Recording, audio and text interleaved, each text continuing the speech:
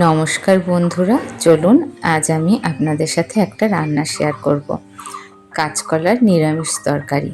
তাই প্রথমে কাঁচকলা আর আলু সিদ্ধ করে নিয়েছি, এবার জলটাকে ঝরিয়ে নিলাম।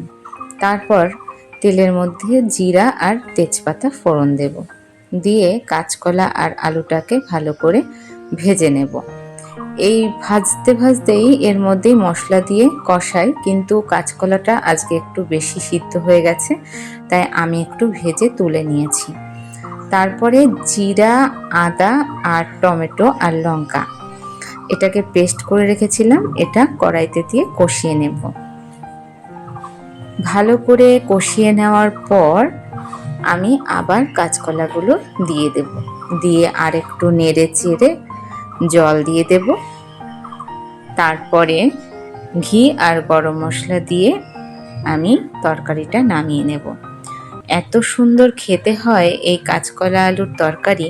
নিরামিষ দিনে আপনারা কাঁচকলা আর আলুর এভাবে তরকারি রান্না করে খাবেন, দেখবেন ভীষণ ভালো লাগবে খেতে।